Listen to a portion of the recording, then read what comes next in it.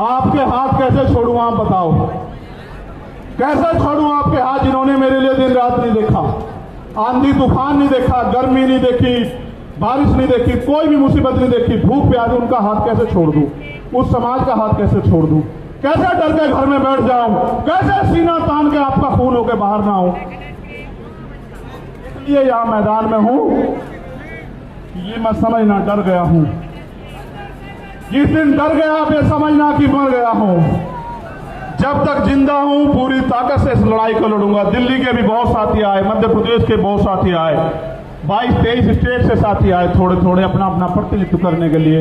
2-2 हजार किलोमीटर से लोग आए, उड़ीसा से आए, झारखंड से आए। सुनो, जय भीम के नारे तो बहुत दिन तक लगा रहे हो, ये सुनो, इसी में है सब कुछ। निवेदन करना है कि स्वतंत्र भारत के संविधान में समस्त नागरिकों को समानता, स्वतंत्रता और न्याय हेतु मौलिक अधिकार प्रदान किए गए हैं। साथ ही सदियों से हक वंचित वर्गों, विशेष रूप से उनसे जाति जनजाति के लोगों के अधिकारों की सुरक्षा व इनके विकास के लिए संविधान में विशेष प्रावधान किए गए। हमारा संविधान समाज के कमजोर वर्गों, SC, ST, OBC, माइनॉरिटी के कल्याण हेतु प्रतिबद्ध है। यथा संविधान अनुच्छेद 38 के तहत अनुसूचित जाति जनजाति राष्ट्रीय आयोग का गठन किया गया है।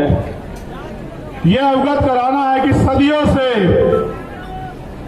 SC, ST समुदाय के लोग सामंतवादी और घृणित जातिवादी, क्रूर मनोवादी मानसिकता का शिकार बनाए जा रहे हैं। हाल ही में मध्य प्रदेश में एक आदिवासी समुदाय के व्यक्ति का सिर के ऊपर अपर कास्ट के व्यक्ति द्वारा पेशाब करना आधुनिक भारत की क्रूर मानसिकता को दर्शाता है। इसी प्रकार पिछले कुछ वर्षों में देश के राज्यों में समाज के इन कमजोर वर्गों के लिए चैलेंज करके सुनियोजित हत्याएं की जा रही हैं, जिसमें प्रमुख घटनाएं हैं शोधार्थी छात्र रोहित वेमुला की हत्या, वरिष्ठ पत्रकार गौरी लंकेर की हत्या, मनीषा वाल्मीकि की हत्या, जितेंद्र मेघवाल की हत्या, इंद्र मेघवाल की हत्या, रमन वाल्मीकि की हत्या, भाई आकाश गुजर की हत्या जो उत्तर प्रदेश पुलिस द्वारा गोली मारकर की गई।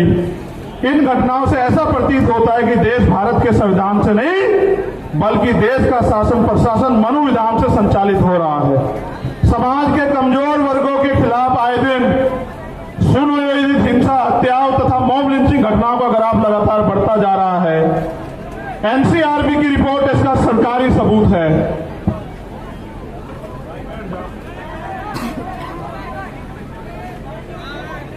अब मैं आपको एक एक करके मांग पढ़ता हूं, पढ़ूं भाई?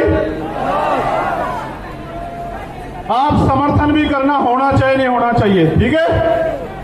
क्योंकि भारत एक लोकतांत्रिक गणराज्य है। हमारा बुद्धिजीवी समाज भी सुने कि हम अपने लिए लड़ रहे हैं या समाज के लिए लड़ रहे हैं। हम आपकी वोट से बने वो नेता नहीं जो राज्यसभा, विधानसभा, लोकसभा में तलवे चाट रहे RSS और भारतीय जनता पार्टी के। हम आपका खून है, कल भी लड़ रहे थे, आज भी लड़ रहे और हमेशा सड़कों पर लड़ते रहेंगे। क्योंकि भारत एक लोकतांत्रिक गणराज्य है। देश में 85% लोग SC, ST, OBC व अल्पसंख्यक समुदाय के हैं, जबकि हायर जुडिशरी अर्थात सुप्रीम कोर्ट व हाई कोर्ट में इन वर्गों का समुचित प्रतिनिधित्व नहीं है। इसके लिए इन वर्गों के जजों की समानुपातिक आरक्षण के तहत नियुक्ति सुनिश्चित की जाए। और इसका एक उदाहरण बता देता हूं। UPSS में पिछले 10 साल में दलित समाज का एक भी बच्चा भर्ती नहीं हुआ, आप चेक करा लेना। उन्होंने एक षड्यंत्र कर रखा है, हम उनको हरा देते हैं कंपटीशन में, इंटरव्यू में वो हमें हरा देते हैं।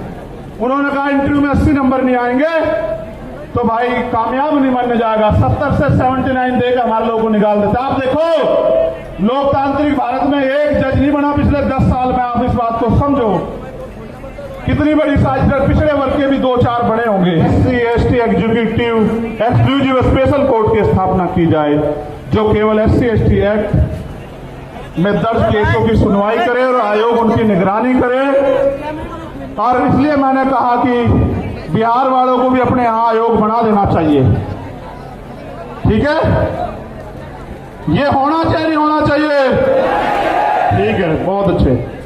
SC, ST एट्रोसिटी एक्ट 1989 के उपबंध 4 के तहत जिला स्तर पर जिलाधिकारी की संस्तुति में जांच प्रक्रिया की निगरानी हेतु वरिष्ठ अधिवक्ताओं की कमेटी का गठन किया जाए तथा SC/ST समुदाय के जघन्य अपराधों जिसमें कम से कम 7 वर्ष की सजा हो, पीड़ित परिवार को आर्थिक सहायता राशि कम से कम जो भी 8,25,000 रुपए मिलती है 50 लाख रुपए की जाए, पीड़ित परिवार के एक सदस्य को सरकारी नौकरी दी जाए। बताओ सहमत हो या नहीं सहमत हो? भाई मंच के लोग हाथ नहीं उठा रहे हो, तब एक तरफ हो गए। चलो आगे बढ़ो। SC/ST वर्ग के अधिकारी कर्मचारियों का उच्च पदों पर SC/ST OBC वर्ग के अधिकारियों कर्मचारियों का उच्च पदों पर समुचित प्रतिनिधित्व हेतु प्रमोशन में रिजर्वेशन का प्राविधान किया जाए तथा इन वर्गों का बैकलॉग कोटा पूर्ण करने के लिए विशेष भर्ती अभियान चला जाए। हमारे बहुत सारे अधिकारी कर्मचारी आए हैं, आप भले धीमे धीमे हमारे साथ खड़े हो रहे हो, हम आपके साथ खड़े हैं। प्रमोशन में रिजर्वेशन SC/ST OBC को लागू करवा कर देंगे इस देश में, याद रखियो।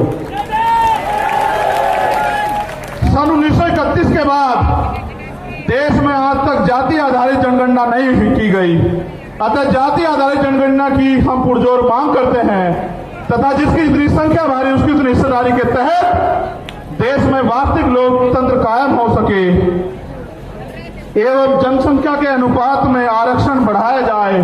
आप चाहते हो जातिगत जनगणना हो? ठीक है। यह है कि सरकारी उपक्रमों तथा संस्थानों का निजीकरण संविधान की लोक कल्याणकारी राज्य की अवधारणा के खिलाफ है, क्योंकि यह सरकारी नौकरी में आरक्षण को समाप्त करने की साजिश है। अतः निजीकरण पे तत्काल प्रभाव से रोक लगाई जाए। आप इस पे सहमत हो? जब हमारी सरकार आओगी सारा जिनका निजीकरण हुआ है उनका राष्ट्रीयकरण कर देंगे, आप चिंता मत करो। केंद्र और राज्य सरकार के सभी कर्मचारियों के लिए पुरानी पेंशन लागू की जाए। यह है कि सेना में अग्निवीर स्कीम को खत्म कर पुरानी भर्ती व्यवस्था लागू हो, क्योंकि आपने देश की सुरक्षा के साथ खिलवाड़ किया और नौजवानों के भविष्य के साथ लोग अग्निवीर से वापस लौट रहे हैं। इसको भी हम ही करा कर देंगे और किसी में हिम्मत नहीं। ठीक है। भारत एक कृषि प्रधान देश है, किसान देश की रीढ़ है, अतः किसानों की MSP की समयबद्ध कानूनी लीगल गारंटी सुनिश्चित की जाए। और अभी जो किसान आंदोलन हुआ था उसमें जो झूठे मुकदमे लगाए गए थे वो मुकदमे वापस हो और जो किसान सम्मान निधि 6,000 रुपए आप दे रहे हो उसको बढ़ाकर 24,000 रुपए किया जाए। यह है कि संविदा नौकरी में आउटसोर्सिंग भर्ती को तत्काल खत्म किया जाए तथा संविदा पर कार्य कर रहे कर्मचारियों को भी नियमित कर्मचारियों का समान वेतन और अन्य सुविधाएं दी जाए। जो सफाई कर्मचारी अन्य संविदा पिछले 5 वर्षों से अधिक समय से ठेके संविदा पे रखे गए हैं उनको संवैधानिक आरक्षण का अनुपालन करते हुए नियमित किया जाए। आप इससे सहमत हो? भाई पहले तो ठेकेदारी होनी नहीं चाहिए, मगर जो ठेकेदारी पे है अगर सरकारी कर्मचारी को 50,000 रुपए मिल रहे तो उसको भी 50,000 रुपए मिले। इस बात पे सहमत हो? चलो ठीक है। और सफाई कर्मचारी दिल्ली के तैयार हैं आपकी मांग हम अगले 1 महीने पूरी करवाने के लिए यहां की सरकार से भी निपटेंगे, आप चिंता न करियो। यूनिफॉर्म सिविल कोड लागू करने से पूर्व सामाजिक और आर्थिक गैरबराबरी समाप्त की जाए तथा शैक्षिक और लैंगिक स्थापना समानता स्थापित की जाए। उसके बाद UCC पे आपसे बात करेंगे। अगर आप अल्पसंख्यकों के विरोध में कोई भी कानून लाओगे हम उसका ड्राफ्ट पढ़ेंगे, आपकी ईंट से ईंट बजा देंगे सरकार के लोगों, इस बात को याद रखना।